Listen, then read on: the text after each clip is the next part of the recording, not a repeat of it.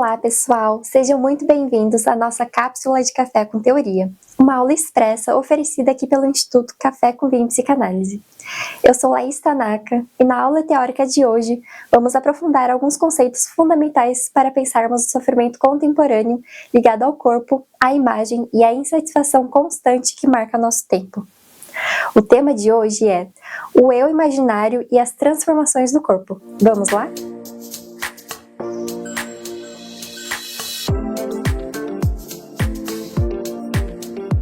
Para começarmos, é importante retomar uma ideia central na psicanálise. O eu não é uma instância originária, nem nasce de dentro para fora.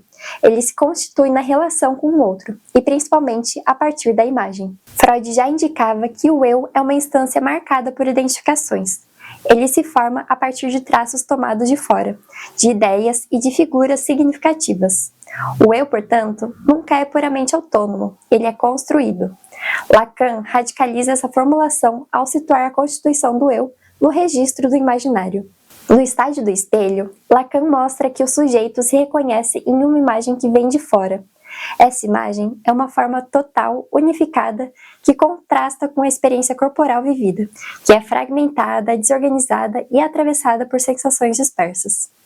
A identificação com essa imagem produz um efeito estruturante, mas também uma alienação fundamental.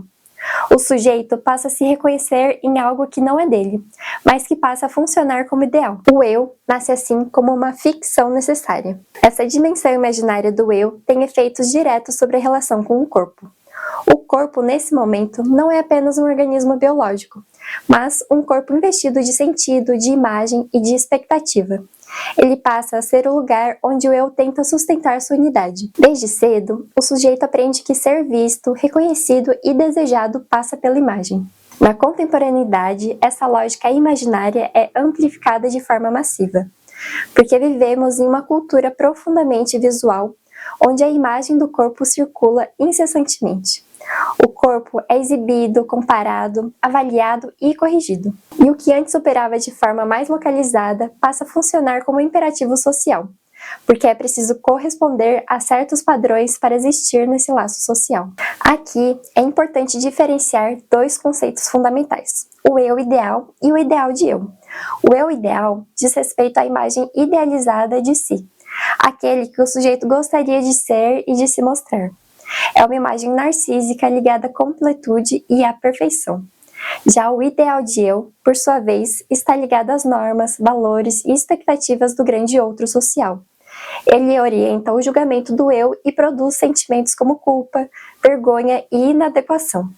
Na cultura da imagem, esses dois registros tendem a se confundir e se intensificar. E é nesse ponto que entram as transformações do corpo.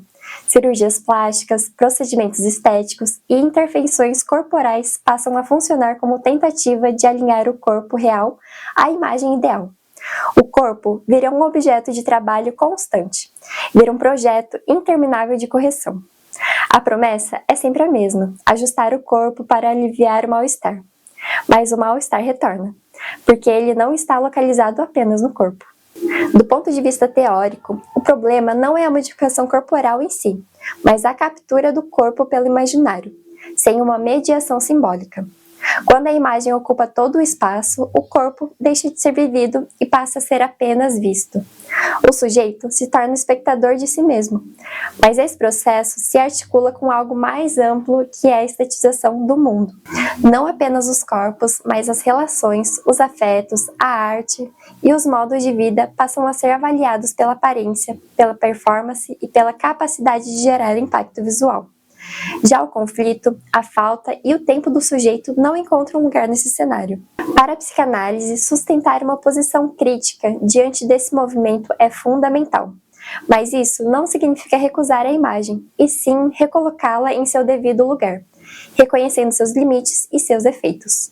O eu imaginário é uma instância necessária, mas quando ele se torna dominante, pode aprisionar o sujeito em uma busca infinita por completude. E antes de encerrarmos esta aula, quero destacar uma ideia central aqui. Ao pensarmos o eu imaginário e as transformações do corpo, nós estamos pensando em como o sujeito tenta responder com o corpo os impasses que dizem respeito ao desejo, ao olhar do grande outro e à impossibilidade de corresponder a esses ideais.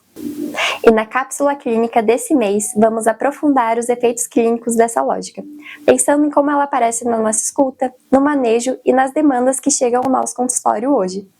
E por hoje, fico por aqui, mas nos vemos em uma próxima cápsula.